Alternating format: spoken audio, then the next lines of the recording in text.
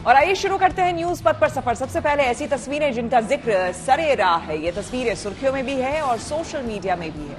इनसे आपका बाखबर होना बेहद जरूरी है क्योंकि चौराहे पर इन्हीं की चर्चा है।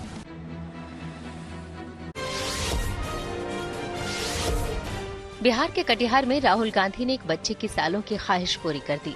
7वीं में पढ़ रही सरीन कौशल लंबे समय से राहुल गांधी से मिलना चाहती थी और उनका ऑटोग्राफ लेना चाहती थी। लिहाजा जब उसे कटिहार में राहुल गांधी की अगुवाई में भारत जोड़ो न्याय यात्रा के पहुंचने की खबर लगी तो वो अपनी कॉपी में dream to meet you Rahul Gandhi लिखकर शहर के मुख्य चौराहे पर महात्मा गांधी की प्रतिमा के पास खड़ी हो गयी। उधर से जब राहुल गांधी का काफिला गुजरा तो उनकी नजर बच्ची पर पड़ी। तब राहुल गांधी ने बच्ची को पास बुलाकर उसकी कॉपी पर अपना ऑटोग्राफ दिया और फिर से मिलने का वादा किया। राहुल गांधी ने बच्ची को ट्रॉफी भी दी। वो इधर देखे और वो अपने बॉडीगार्ड वगैरह को बोले कि जो बच्ची बोल रही है ड्रीम टू मीट यू उसको मेरे पास लेके आओ। फिर वो मेरे हाथ पकड़ के हमको लेके गए और अपने कार के ऊपर में बैठाए, मुझसे मेरा नाम पूछे और हमको ऑटोग्राफ दिए और बोले love you so much darling, फिर से मिलेंगे हम। ये है रोबोटिक बेबी एलिफेंट एली, जो अपनी सूंड और कान हिला सकती है और आंखें भी झपका सकती है। इतना ही नहीं, ये बोल भी सकती है। इसे बनाया है पेटा एशिया ने और इसे आवाज दी है अभिनेत्री दिया मिर्जा ने। इसका काम होगा बच्चों को कहानियां सुनाना, ऐसी कहानियां जिनसे बच्चे जानवरों पर होने वाले अत्याचारों को समझ सकें और उसे लेकर जागरूक बने। फिलहाल एली दिल्ली के अलग अलग स्कूलों में जाकर बच्चों को कहानियां सुना रही है। दावा है कि ये एशिया की पहली बोलने वाली रोबोटिक बेबी एलिफेंट है। Once you know what the circus is really like, I'm sure you'll all agree that elephants don't belong there, because we are individuals. अगर आपका नाम राम, लक्ष्मण, सीता या हनुमान है तो नोएडा में ओवैस खान की दुकान में आप खास मेहमान होंगे। ये हम नहीं कह रहे, इनकी दुकान पर लगा ये बैनर कह रहा है, जिसमें साफ साफ लिखा है कि इनकी दुकान में राम, लक्ष्मण, सीता और हनुमान के नाम वाले लोगों को फ्री में खाना मिलेगा। दिल्ली से सटे नोएडा में ओवैस खान की ये मोबाइल वैन वाली दुकान भले ही आपको छोटी लगे, लेकिन इनका ये इश्तिहार सुर्खियों में है।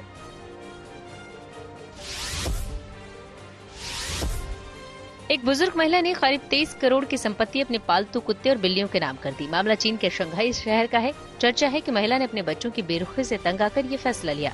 सोशल मीडिया के दौर में जिसने भी यह खबर सुनी हैरान रह गया। रामनगरी अयोध्या में हुई एक शादी इन दिनों सुर्खियां बटोर रही है। दरअसल राजस्थान के जयपुर के रहने वाली महेंद्र भारती और अजमेर के रहने वाली शालिनी गौतम ने तय किया था कि अयोध्या में राम मंदिर बनने और उसमें भगवान राम की मूर्ति स्थापना के बाद ही शादी करेंगे। अब जबकि अयोध्या में बालक राम विराजमान हो गए हैं, तब 30 साल से ज्यादा लंबे इंतजार के बाद दोनों ने कारसेवकपुरम में 7 फेरे लिए। महेंद्र भारती लंबे समय से RSS से जुड़े हैं। मालदीव का कैंसल टिकट लाओ या फिर लक्षद्वीप का टिकट बुक करा कर लाओ और नोएडा के इस रेस्टोरेंट में छोला भटूरा फ्री में खाओ। रेस्टोरेंट के बाहर लगे इस बोर्ड पर जिसकी भी नजर जा रही है, रुककर एक बार सरसरी निगाह जरूर डालता है। वैसे ये इश्तिहार सिर्फ देखने के लिए नहीं है, यहाँ बड़ी तादाद में ऐसे लोग आ भी रहे हैं। लिहाजा अब ये ऑफर बढ़ाकर 5 फरवरी तक कर दिया गया है। 14 फरवरी तक भी बढ़ाया जा सकता है। जिंदगी का सफर सुहाना हो, इसके लिए सावधान रहना जरूरी है। रोजमर्रा की आपाधापी में कुछ देर बैठकर सोचना समझना भी जरूरी है कि आपके आसपास क्या हो रहा है और जो कुछ हो रहा है उससे हमारी जिंदगी, हमारा परिवार कैसे प्रभावित हो सकता है।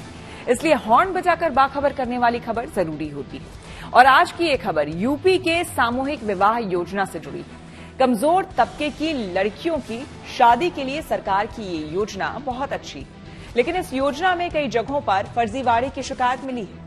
होता यह है कि फर्जी दूल्हा दुल्हन और फर्जी शादी दिखाकर कुछ लोग योजना का पैसा हड़प लेते हैं। कहने की जरूरत नहीं है कि योजना में भ्रष्टाचार के लिए प्रशासन जिम्मेदार है। इस बार बलिया में हुई सामूहिक शादियों में घपले की शिकायत है। हालांकि कार्रवाई हो रही है, फिर भी आगे ऐसा फर्जीवाड़ा ना हो इसलिए हॉर्न बजाना जरूरी है।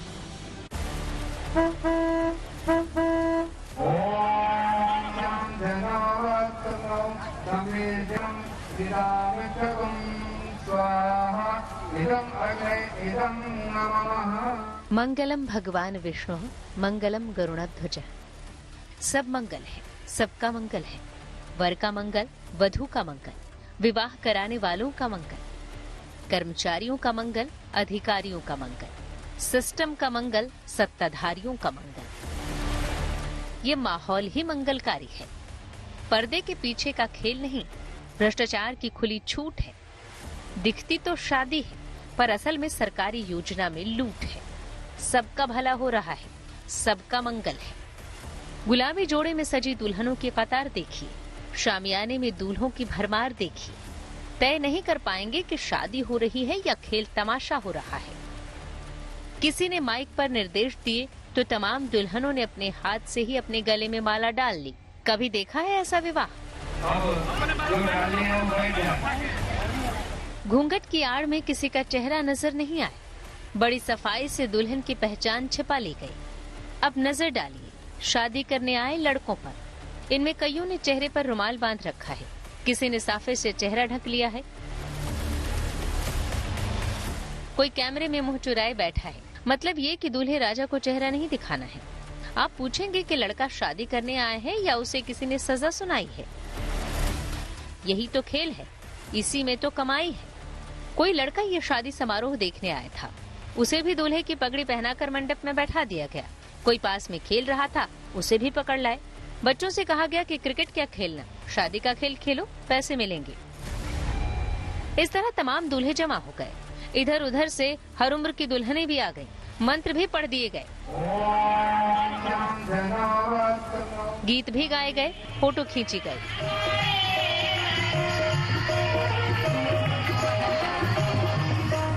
और इस तरह मुख्यमंत्री सामूहिक विवाह योजना संपन्न हुई। खेला खत्म, पैसा हजम।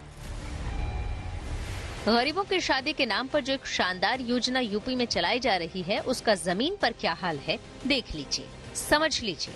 फर्जी शादी करा के सरकारी रकम लूटी जा रही है। ऐसे फर्जीवाड़े पर कार्रवाई जरूरी है, इसलिए सावधानी वाला हॉर्न बजाना जरूरी है।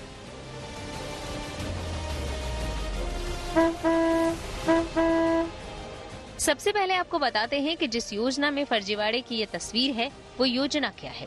गरीब तबके के बेटियों की शादी के लिए यूपी सरकार ने 2017 में मुख्यमंत्री सामूहिक विवाह योजना की शुरुआत की, जिसके तहत आर्थिक रूप से पिछड़े परिवार की बेटियों के विवाह के लिए जिला स्तर पर सामूहिक विवाह कार्यक्रम आयोजित किया जाता है। सरकार हर जोड़े पर 51,000 रूपए खर्च करती है। विवाहित कन्या के खाते में 35,000 रूपए जाते हैं। गृहस्थी के सामान के लिए 10,000 और विवाह के आयोजन पर 6,000 रूपए खर्च किए जाते हैं। योजना अच्छी है, लेकिन इसे अमली जामा पहनाने वालों के इरादे शायद अच्छे नहीं। सामूहिक शादी के नाम पर क्या हो रहा है, इसे बलिया जिले के मनियर इलाके में हुई शादियों से समझिए। दुल्हनों ने खुद ही वरमाला पहन ली, दूल्हे हंसी मजाक करते रहे। पैसों का लालच देकर नाबालिग लड़कों को भी मंडप में बैठा दिया गया। पता चला कि आसपास के गांव के लड़कों को 2-3 हजार रुपए का लालच देकर बुलाया गया। बहुत लोग थे। क्या कर रहे थे बहुत लोग? बहुत लोगों को बैठाया गया वहाँ? हाँ, सब लोग तो बैठा ही था। हम ही थोड़ी नहीं अकेले था, बहुत लोग था। गांव के कितने लोग बैठे थे आपके? बहुत लोग था। फिर भी मालूम नहीं हमको कितना था। गांव में कितने लोग थे आपके लगभग? गाँव में तो बहुत आदमी गए थे। आपका उम्र क्या हो गया? उम्र क्या होगा? 19। दुल्हन कहाँ की थी मालूम है? मालूम नहीं है। दुल्हन को मालूम नहीं है। तो पैसा मिला आपको जो कहा नहीं था? मिला। कौन कहा था देने के लिए? वो एक बूढ़ी थी, उसे ही उठ के चला गया। बोला कि क्या ले, उससे चला गया। कितनी सफाई से आंख में धूल झोंकी गई, इसे समझिए। इस सरकारी योजना वाली शादी समारोह में बीजेपी की विधायक केतकी सिंह भी पहुंची थी। गीत भी गाए, फोन से फोटो भी खींचा। उनको खबर तक नहीं हुई कि उनकी आंखों के सामने क्या फर्जीवाड़ा हो रहा है। फर्जी दस्तावेज पर फर्जी शादी करा के योजना का पैसा हड़प लेने का पूरा इंतजाम किया गया। मेरे संज्ञान में आया कि कुछ वहाँ पे जोड़े ऐसे थे जो सही तौर पर नहीं थे और उनके कागज भी सही नहीं थे। ये मुझे आप लोगों के माध्यम से मुझे जानकारी हुई, टीवी चैनल के माध्यम से, समाचार पत्रों के माध्यम से, और जिसके लिए फिर मैंने अपने यहाँ के डीएम और सीडीओ सबसे बात करी है। और जो भी इस पे दोषी होंगे उन पे बाकायदा कार्रवाई होगी, इसका साफ निर्देश है। क्योंकि ये गरीबों के लिए योजना है और इसके साथ जो भी खिलवाड़ करेगा उसको बख्शा नहीं जाएगा। कम से कम इस सरकार में तो नहीं बख्शा जाएगा। और ये एक नज़ीर भी बननी चाहिए कि आने वाले दिनों में कोई भी इस तरह की योजना के साथ खिलवाड़ ना कर पाए। इस पे हम लोगों की पूरी नज़र है और मैं खुद किसी को बख्शने वाली नहीं। इस मामले का जब खुलासा हुआ तब जिला प्रशासन के होश उड़ गए। आनन फानन में जांच टीम का गठन किया गया। अभी तक 8 फर्जी शादियां सामने आई हैं। जांच के साथ कई और फर्जी मामले सामने आ सकते हैं। लाभार्थियों को धनराशि वितरित नहीं की गई थी और जांच में जो लोग दोषी पाए गए हैं एडीओ समाज कल्याण सहित 9 लोगों के विरुद्ध एफआईआर दर्ज करा दी गई है। अन्य जो दोषी पाए जाएंगे उनके खिलाफ भी कार्रवाई की जाएगी। एडीओ समाज कल्याण के विरुद्ध कार्रवाई हेतु पत्र भी प्रेषित किया जा चुका है। इस मामले में सामूहिक योजना के तहत मिलने वाली धनराशि पर रोक लगा दी गई। जो सामान दिए गए उनकी रिकवरी के आदेश दिए गए हैं, पर सवाल ये है कि बगैर जांच के ऐसी शादियों की अनुमति कैसे मिलती है। सामूहिक शादियों में फर्जीवाड़े की ये पहली कहानी नहीं है। पहले भी ऐसे मामले सामने आ चुके हैं, लेकिन साफ है कि प्रशासन सख्ती नहीं दिखा रहा। गरीब तबके की बेटियों को उनका हक मिले, योजना का पैसा मिले, इसलिए सख्त कदम उठाना जरूरी है। सावधानी वाला हॉर्न बजाना जरूरी है।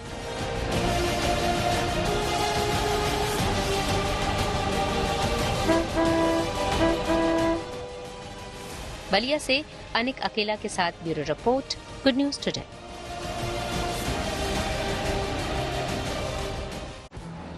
ज्ञानवापी केस में अहम फैसला आया है। कोर्ट ने हिंदू पक्ष को व्यास तहखाने में पूजा की इजाजत दे दी है। आइए सीधे आपको लिए चलते हैं न्यूज एक्सप्रेसवे पर, जहां देश की कुछ और जरूरी खबरें कर रही हैं आपका इंतजार। ज्ञानवापी केस में अहम फैसला आया। वाराणसी की जिला अदालत ने हिंदू पक्ष की मांग मान ली है। उन्हें व्यास तहखाने में पूजा करने की इजाजत दे दी है। साथ ही कोर्ट ने जिला प्रशासन को ये आदेश भी दिया है कि वो 7 दिन के अंदर वहां पूजा की व्यवस्था कराए। हिंदू पक्ष ने कोर्ट से व्यास जी के तहखाने में पूजा पाठ की इजाजत मांगी थी। हिंदू पक्ष के वकील विष्णु शंकर जैन के मुताबिक नंदी भगवान के ठीक सामने व्यास तहखाना है। यहाँ कई देवी देवताओं की मूर्तियां हैं, जिनकी अब यहाँ नियमित पूजा अर्चना होगी। काशी विश्वनाथ ट्रस्ट बोर्ड यहाँ नियमित पूजा अर्चना कराएगा। 1993 तक यहाँ सोमनाथ व्यास का परिवार तहखाने में पूजा पाठ करता था। 1993 के बाद तत्कालीन राज्य सरकार के आदेश पर तहखाने में पूजा बंद हो गई थी। जो व्यास परिवार का तहखाना है, वहाँ पे आज माननीय डिस्ट्रिक्ट कोर्ट ने पूजा पाठ का आदेश दे दिया है और ये भी डायरेक्ट किया है डिस्ट्रिक्ट मजिस्ट्रेट वाराणसी को कि वहाँ पे उचित प्रबंध करके वहाँ पे पूजा पाठ स्टार्ट कराएं। तो किस तरह की भी अगर नियमित पूजा होगी कि नियमित पूजा। ये पूजा कौन कराएगा? ये पूजा काशी विश्वनाथ ट्रस्ट बोर्ड कराएगा। कांग्रेस के दिग्गज नेता मणिशंकर अय्यर की बेटी सुरन्या अय्यर को उनकी सोसाइटी की ओर से नोटिस मिला है, जिसमें उन्हें सार्वजनिक रूप से माफी मांगने के लिए कहा गया है। दरअसल सुरन्या ने सोशल मीडिया पर एक पोस्ट शेयर किया था, जिसमें उन्होंने बताया था कि राम मंदिर के विरोध में उन्होंने 3 दिन का व्रत रखा है। इसी को लेकर सोसाइटी ने मणिशंकर अय्यर और सुरन्या अय्यर को चिट्ठी लिखा है कि या तो वो इसके लिए सार्वजनिक रूप से माफी मांगे या फिर सोसाइटी छोड़कर चले जाएं। सुरन्या अय्यर दिल्ली के जंगपुरा इलाके में रहती हैं। जबकि सुप्रीम कोर्ट से अयोध्या पास है, सब कुछ हुआ है, तो फिर इस तरह की चीज वो क्यों कह रही है, क्यों लिख रही है? 5000 लोगों की सोसाइटी है और इस सोसाइटी के अंदर हम चाहते हैं कि सद्भावना से हर रिलीजन के लोग रहते हैं, उनमें आपस में टेंशन ना हो। चंडीगढ़ मेयर चुनाव मामले में हाईकोर्ट ने चंडीगढ़ नगर निगम और प्रशासन को नोटिस जारी किया है और इस मामले में जवाब मांगा है। कोर्ट ने दोनों पक्षों को जवाब दाखिल करने के लिए 3 हफ्ते का समय दिया है। आपने सोमवार को चंडीगढ़ में हुए मेयर चुनाव के रिजल्ट में फर्जीवाड़े का आरोप लगाया था और हाईकोर्ट में इस पर सुनवाई की मांग की थी। चंडीगढ़ मेयर चुनाव में बीजेपी ने 4 वोटों से जीत हासिल की है।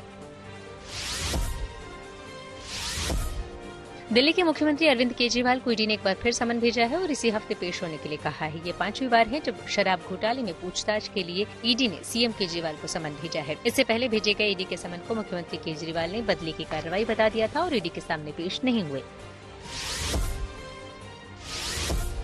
पहाड़ से लेकर मैदान तक मौसम का मिजाज बदल गया है। पहाड़ों में बर्फबारी देखने को मिल रही है। शिमला, मनाली हो या जम्मू कश्मीर, हर तरफ बर्फ की चादर बिछ गई है। वहीं दिल्ली एनसीआर के अलग अलग हिस्सों में बूंदाबांदी के साथ मौसम बदल गया है। आसमान में बादल छाए हुए हैं। खबरों के एक्सप्रेसवे से आगे रुक करते हैं सियासी ढाबे का, जहां आज की सबसे दिलचस्प खबर मौजूद है। अब से थोड़ी देर पहले झारखंड के मुख्यमंत्री हेमंत सोरेन ने अपने पद से इस्तीफा दे दिया है। उनकी जगह चंपई सोरेन अब नए सीएम होंगे। जल्द ही उनकी गिरफ्तारी की भी चर्चा है। इस तरह झारखंड में कांग्रेस की सहयोगी पार्टी मुश्किल में है। बिहार में भी आरजेडी मुश्किल में है और बंगाल में ममता महत्व नहीं दे रही है। कुल मिलाकर इन 3 अहम राज्यों में विपक्ष पस्त नजर आ रहा है, जबकि बीजेपी राम का नाम लेकर चुनाव की तैयारी में जुट चुकी है।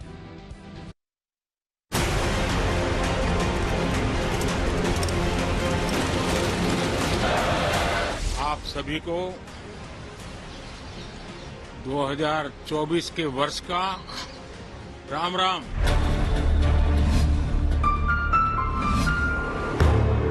राम नाम भी है, प्रणाम भी है। चुनावी समर के संकट का समाधान भी है। प्रधानमंत्री के इशारों को समझिए, सदन में बीजेपी सांसदों का मिजाज देखिए। यूपी में जय श्री राम है तो बिहार में जय सिया राम। चुनाव में बीजेपी का एजेंडा क्लियर है, लेकिन विपक्ष की उलझनें दूर नहीं हो रही। न्याय यात्रा पर निकले राहुल को देखने भीड़ तो उमड़ रही है। जबरदस्त नारेबाजी भी है, पर इस धूम धड़ाके में एजेंडा दिखाई नहीं देता। अभी तो यही साफ नहीं कि किस किस के साथ मिलकर चुनाव लड़ना है, कितनी सीटों पर चुनाव लड़ना है। हमारे ओर से तो कुछ फाइनल नहीं हो पाया है।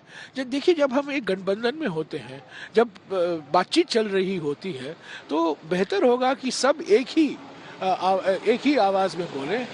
एक तरफा नहीं हो सकता, एक तरफा घोषणा नहीं हो सकता है। इंडिया गठबंधन में 3 पार्टियां हैं।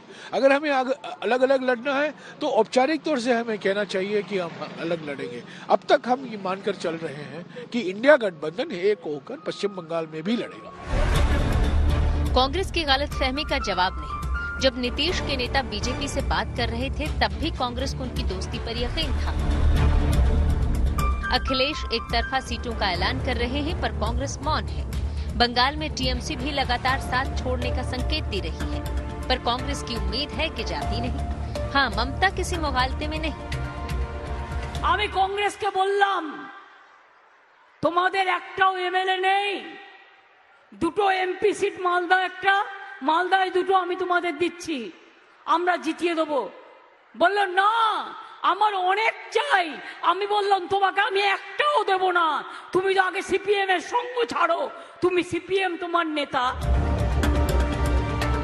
संजोग देखिए, मालदा से ही ममता बनर्जी ने जनसंयोग यात्रा की शुरुआत की।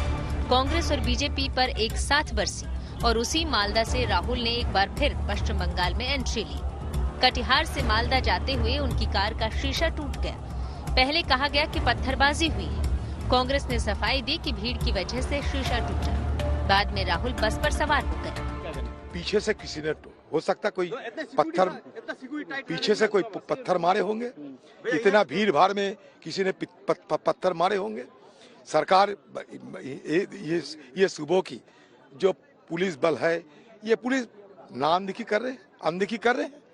हम मध्याह्न भोजन के लिए एक जगह चुने थे, बाकायदा वो जगह एक सरकार, सूबे की सरकार की बांग्ला था, इरिगेशन की बांग्ला। हमें ये इजाजत नहीं दिया गया। ये खाली मैदान में आने पड़े राहुल जी को। राहुल जी उधर है, चारों तरफ देखो, कोई यहाँ सिक्योरिटी की इंतजाम है, कोई इंतजामियत नहीं है। वो चाहते कुछ ना कुछ घटना घटे, बदनाम हो राहुल जी की बस। बिहार के मुस्लिम मतदाताओं वाले इलाके में राहुल को मिले समर्थन से कांग्रेस खुश है। बंगाल में इसी बात से ममता खफा हो सकती है। राहुल ओबीसी का मुद्दा भी उठा रहे हैं, लेकिन लगता नहीं कि बिहार में उनकी दलील चल पाएगी। मैं आपको बताता हूं, मैंने नीतीश जी से साफ कह दिया कि देखिए, आपको जाति जनगणना बिहार में करनी पड़ेगी, हम आपको छूट नहीं देंगे। ये काम नीतीश जी पर दबाव डाल के किया। नीतीश जी बीच में फंस गए और बीजेपी ने उन्हें रास्ता, निकलने का रास्ता दे दिया और नीतीश जी उस रास्ते पे निकल गए। इससे बढ़कर के कोई फालतू चीज है? आपका सेंसस कब हुआ? आप जानते नहीं, आप भूल गए। आप बोलिए ना, हम तो 9 पार्टियों को बैठा करके किए, तो कोई अपना क्रेडिट झूठे लेता रहता है। आज जितना काम किए, जितनी बहाली किए हैं, ऐसा हमारा 7 निश्चय 2 महीने किया हुआ है और उसी के चलते कर रहे थे, कोई अपना क्लेम करता है। छोड़िए ना इस सब का। राहुल समय से न्याय यात्रा पर निकले, पर लगता है कि मुहूर्त गलत हो गया। पहले ममता ने मुंह खुलाया, फिर नीतीश किनारा कर गए। मतलब पश्चिम बंगाल और बिहार 2 अहम राज्यों में जिस साथ और समर्थन की आस थी, वो मिली नहीं। आरजेडी बेशक साथ है, पर लालू और तेजस्वी ईडी की कार्रवाई से परेशान है। पड़ोसी राज्य झारखंड में भी सहयोगी पार्टी का बुरा हाल है। हमें नहीं लगता है कि इन सारी चीजों की जरूर वो ध्यान में रखेंगे, और हमने तो राज्यपाल को भी हम लोगों ने लिखित में दिया, अगर इस प्रकार की कोई परिस्थितियां पैदा होती है तो महामहिम से हम लोगों ने कहा कि भाई आप इलेक्शन कमीशन से भी पूछ लीजिए कि वो चुनाव करा सकते हैं कि नहीं करा सकते। अगर चुनाव नहीं कराएंगे तो फिर डेमोक्रेसी में एक मजाक बन के रह जाएगा। एक जो पूर्वाग्रह दिखता है केंद्रीय एजेंसियों का, लगता है कोई टास्क मिला हुआ है ऊपर से। आदिवासी मुख्यमंत्री के साथ कैसा बर्ताव करना चाहते हैं, आपका क्या बिहेवियर रहेगा, आपके आगे की रणनीति क्या है। और हम तमाम लोग इंक्लूडिंग हमारे मुख्यमंत्री, फौलादी मुख्यमंत्री, हर स्थिति से निपटने को तैयार हैं। सूरत हाल ये है कि बंगाल, बिहार और झारखंड में जहां इंडिया गठबंधन मजबूत नजर आ रहा था, यकायक पस्त दिखने लगा है, जबकि बीजेपी अपने सहयोगियों के साथ चुनावी तैयारी में जोर शोर से लगी है। Bureau report, good news today. News पथ पर आगे है धन बाजार, जहां शेयर बाजार से लेकर कारोबार तक की सभी अहम खबरें होती हैं और इसका सीधा रिश्ता आपकी आमदनी, आपकी जेब से होता है। तो तेज रफ्तार खबरों के बीच ये जरूरी खबरें छूट ना जाए, इसलिए सीधे आपको लिए चलते हैं धन बाजार। बुधवार को शेयर बाजार में तेजी देखने को मिली। सेंसेक्स 612 अंक चढ़कर 71,752 पर बंद हुआ। वहीं निफ्टी में 204 अंकों की बढ़ोतरी दर्ज की गई और निफ्टी 21,726 पर बंद हुआ। इस दौरान लगभग सभी सेक्टरों के शेयरों में तेजी रही। दिल्ली सर्राफा बाजार में सोना 50 रुपए महंगा हुआ। इसके साथ ही अब दिल्ली में 10 ग्राम सोने की कीमत बढ़कर 63,350 रुपए हो गई। हालांकि चांदी की कीमत में कोई भी बदलाव नहीं हुआ। दिल्ली में 1 किलो चांदी की कीमत 76,700 रुपए पर स्थिर है। आरबीआई ने पेटीएम पर बैंक के दिशा निर्देशों का पालन नहीं करने पर कड़ी कार्रवाई की है और पेटीएम पेमेंट्स बैंक में नए ग्राहक जोड़ने पर रोक लगा दी है। इसके साथ ही आरबीआई ने यह आदेश भी दिया है कि 29 फरवरी के बाद मौजूदा ग्राहकों के भी अकाउंट में अमाउंट ऐड करने पर रोक लगा दी जाए, यानी कि पेटीएम पेमेंट बैंक में क्रेडिट डिपॉजिट ट्रांजैक्शन नहीं होगा। फिलहाल पेटीएम का इस्तेमाल यूपीआई पेमेंट के लिए कर सकते हैं, हालांकि इसके लिए भी अकाउंट दूसरे बैंक में होना चाहिए। गुरुवार को वित्त मंत्री निर्मला सीतारमण देश की नई संसद में बजट पेश करेंगी। सरकार ने अंतरिम बजट को लेकर तैयारियां पूरी भी कर ली हैं। ये बजट कई मायनों में खास होने वाला है, क्योंकि ये मोदी सरकार के दूसरे कार्यकाल का आखिरी बजट है। बता दें कि संसद का बजट सत्र 9 फरवरी तक चलेगा। इंटरनेशनल मॉनेटरी फंड यानी आईएमएफ ने भारतीय अर्थव्यवस्था की तारीफ करते हुए भारत की जीडीपी ग्रोथ का अनुमान 0.20% से बढ़ाकर 6.5% कर दिया है। आईएमएफ का मानना है कि भारतीय अर्थव्यवस्था तेज गति से आगे बढ़ रही है और इकोनॉमी की ये रफ्तार आने वाले सालों में भी जारी रहेगी। आईएमएफ ने वित्त वर्ष 2024-25 के लिए ये अनुमान जताया है। और आइए अब रुक करते हैं प्रगति मार्ग का, जहां ऐसी खबरें हैं जो कि देश की तरक्की, प्रगति और लोगों की काबिलियत दिखाती है। अमृत उद्यान 2 फरवरी से आम लोगों के लिए खुलने जा रहा है। गुरुवार को राष्ट्रपति द्रौपदी मुर्मू इसका उद्घाटन करेंगी, फिर इसे आम लोगों के लिए खोल दिया जाएगा। इस बार उद्यान उत्सव दिव्यांगों, महिलाओं, अनाथ बच्चों और डिफेंस फोर्सेस के लिए 4 अलग-अलग दिन विशेष तौर पर रिजर्व होगा।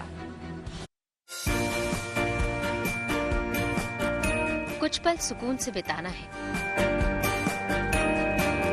फूलों से दोस्ती करनी है तो तैयार हो जाइए।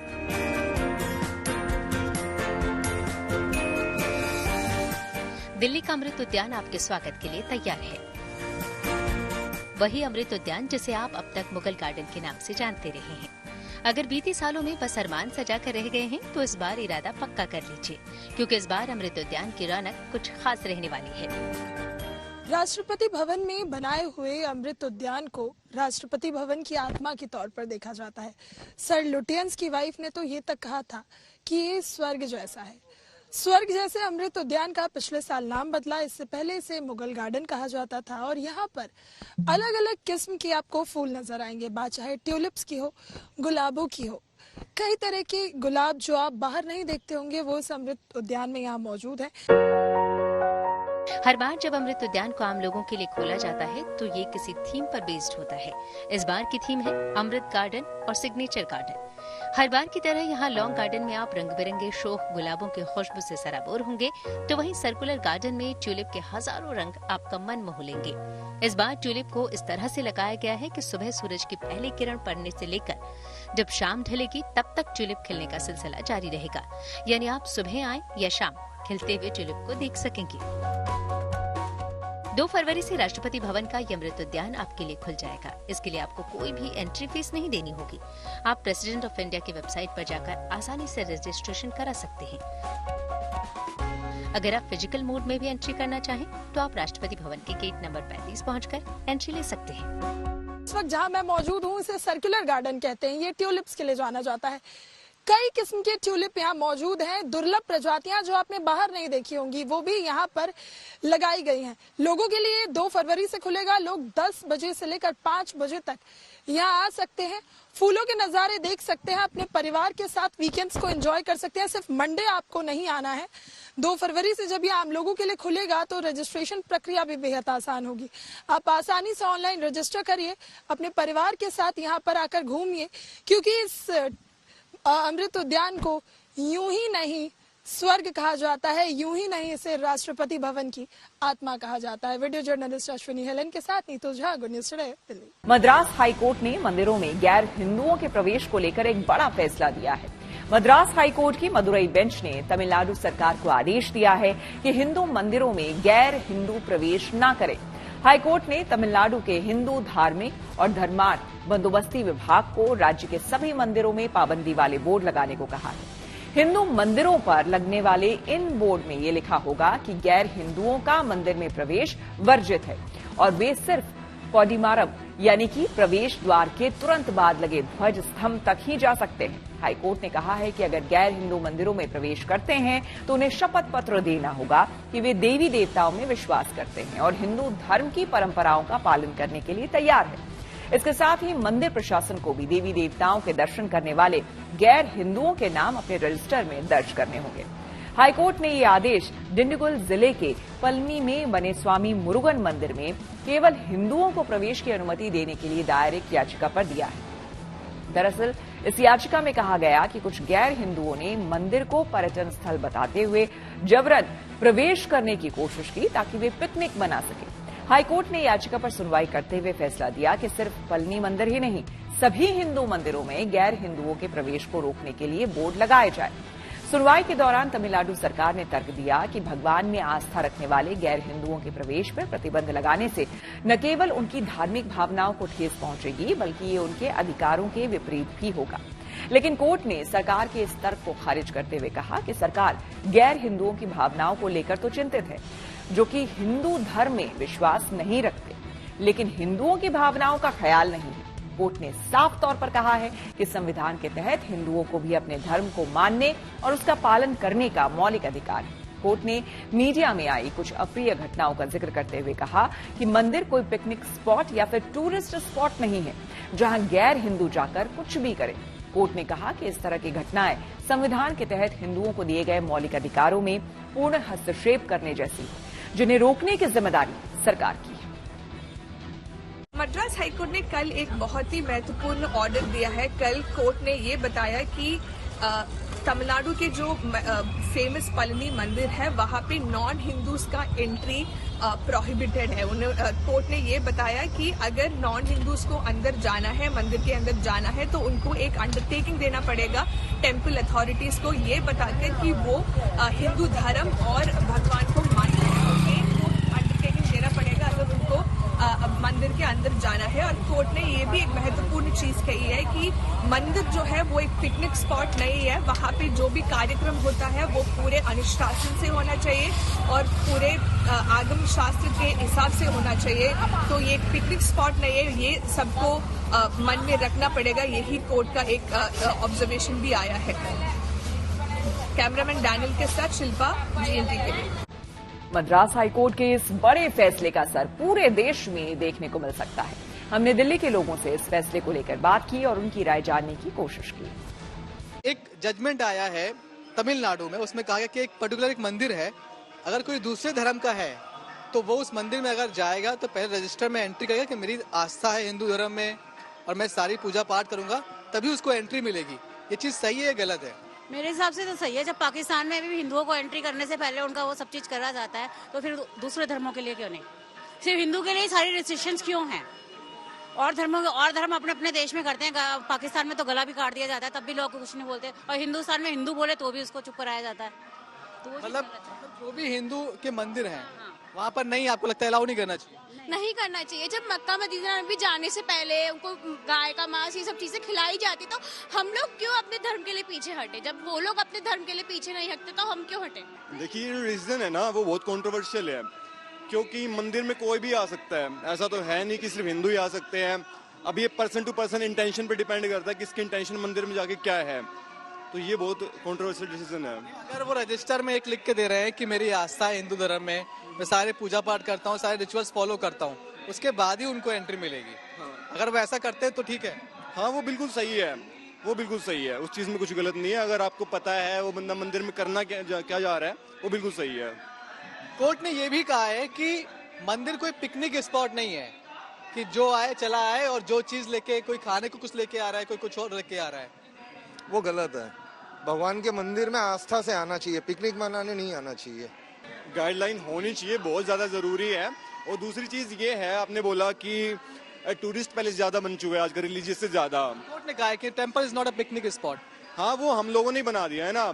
आजकल आप देखोगे कहीं भी जाओगे, रील्स फोटोज ज्यादा जरूरी है दर्शन से ज्यादा। अब तो मुझे लगता है मंदिर में जा रहे तो दिल से दर्शन करने चाहिए, फोटोज वगैरह तो बाद में तो ज्यादा जरूरी नहीं है। तो लोग आस्था को ज्यादा महत्व देते हुए दिखाई पड़ रहे हैं और ये बात कह रहे हैं कि अगर कोई दूसरे धर्म का है तो उसके लिए गाइडलाइंस होनी चाहिए। लोग भी ये मानते हैं कि जरूरी नहीं कि सबको मंदिर में आसानी से प्रवेश दिया जाए। कैमरामैन संजय कुमार के साथ Manish Chaurasia, good news today, Delhi. ACC अध्यक्ष बने रहेंगे जय शाह, सर्वसम्मति से बढ़ाया गया कार्यकाल। खेल जगत से जुड़ी कुछ और खबरों को जानने के लिए आइए चलें खेल चक्कर। विशाखापत्तनम में इंग्लैंड के खिलाफ दूसरे टेस्ट मैच में टीम इंडिया प्लेइंग 11 में बदलाव के साथ उतरेगी। केएल राहुल और रविंद्र जडेजा चोट की वजह से दूसरे मैच से बाहर हो गए हैं। ऐसे में दूसरे टेस्ट मैच में सरफराज खान और रजत पाटीदार को मौका मिल सकता है। अब दूसरे टेस्ट मैच के लिए टीम इंडिया जमकर प्रैक्टिस कर रही है। भारत इंग्लैंड के बीच होने वाले दूसरे टेस्ट मैच से इंग्लिश स्पिनर जैक लीच बाहर हो सकते हैं। हैदराबाद में घुटने की चोट की वजह से उन्होंने बुधवार को टीम के साथ प्रैक्टिस भी नहीं की। भारत और इंग्लैंड के बीच टेस्ट सीरीज का दूसरा मुकाबला 2 फरवरी से खेला जाएगा। 5 टेस्ट मैचों की सीरीज में इंग्लैंड 1-0 से आगे है। इंडोनेशिया के बाली में एशियन क्रिकेट काउंसिल की सालाना बैठक हुई। एनुअल मीटिंग में सर्वसम्मति से एसीसी अध्यक्ष जय शाह का कार्यकाल 1 साल के लिए बढ़ा दिया गया है और जय शाह एसीसी के अध्यक्ष पद पर बने रहेंगे। हालांकि इससे पहले खबर थी कि जय शाह आईसीसी चेयरमैन का चुनाव लड़ सकते हैं। मुंबई में इंडियन स्ट्रीट प्रीमियर लीग के कार्यक्रम में सचिन तेंदुलकर शामिल हुए। इस दौरान सचिन तेंदुलकर ने कहा कि मैंने अपने करियर की शुरुआत गली क्रिकेट से की थी। 2 से 9 मार्च तक मुंबई में आईएसपीएल टूर्नामेंट का आयोजन किया जाएगा। भारतीय सेलर विष्णु सरवणन ने लगातार दूसरी बार ओलंपिक के लिए क्वालिफाई कर लिया है। विष्णु पेरिस गेम्स 2024 के लिए क्वालिफाई करने वाले पहले भारतीय सेलर हैं। सरवणन वर्ल्ड चैंपियनशिप में 152 सेलर्स के बीच 26वें नंबर पर रहे। सरवणन एशियाई देशों के खिलाड़ियों में सबसे आगे रहे। इसी के साथ न्यूज पथ में मेरे यानी कि श्वेता झा के साथ फिलहाल इतना ही। देश दुनिया की तमाम पॉजिटिव खबरों के लिए आप देखते रहिए गुड न्यूज टुडे।